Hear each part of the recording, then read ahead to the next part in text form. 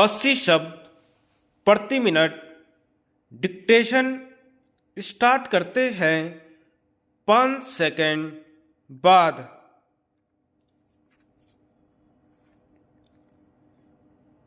महोदय, वर्तमान राजनीति संकट में है।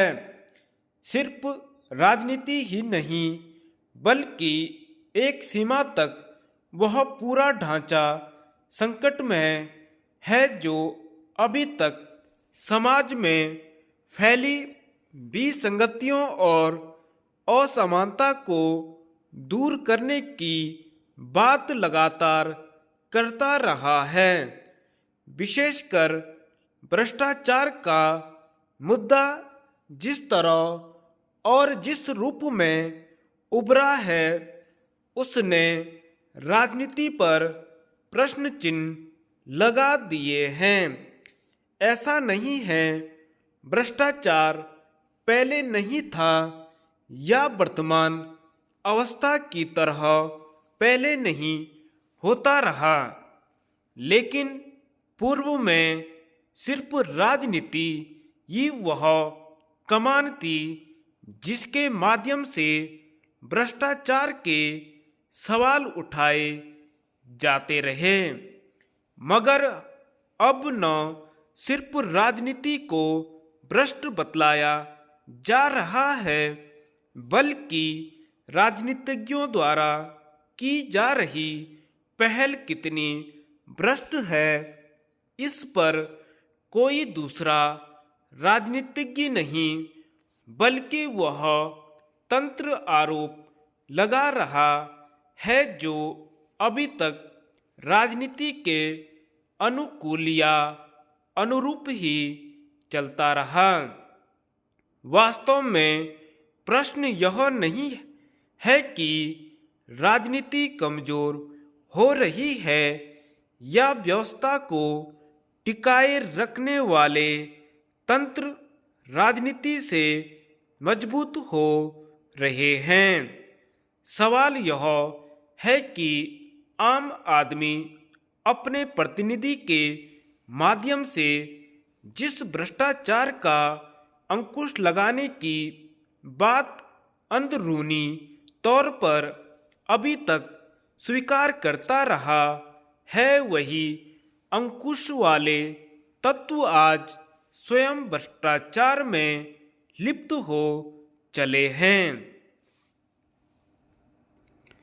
यहाँ यह भी कहा जा सकता है कि राजनीति अगर भ्रष्ट हो रही है और उसके विरोध में या उस पर लगाए जा रहे आरोप की पहल वह तंत्र कर रहा है जो स्वयं कहीं न कहीं इस भ्रष्टाचार की अवस्था से जुड़ा हुआ है, तो यहाँ यह समझना जरूरी है कि इसीलिए आरोपों का सिलसिला और भ्रष्टाचार अपनी जगह कायम है। कारण सामान्य जन अभी तक इस पूरी अवस्था से दूर है। हालांकि एक सत्य यह भी है कि सारे राजनीतिज्ञ भी भ्रष्ट नहीं हैं और पूरा नौकरशाह तंत्र भी कुंद नहीं हुआ है। कुछ बचा हुआ है, शायद इसीलिए चल भी रहा है, लेकिन इस जरा से चलने और गौण रूप से बचे होने की अवस्था क्या मायने रखती है। इस वर्तमान परिस्थिति को देखा समझा जा सकता है, जबकि भ्रष्टाचार और आरोप व्यक्ति को अभ्यस्त कर रहे हैं।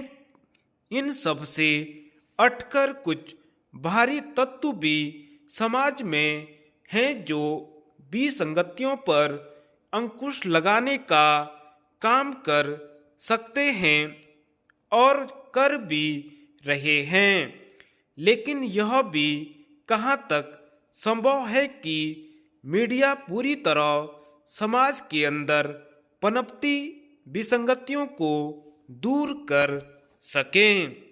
धन्यवाद।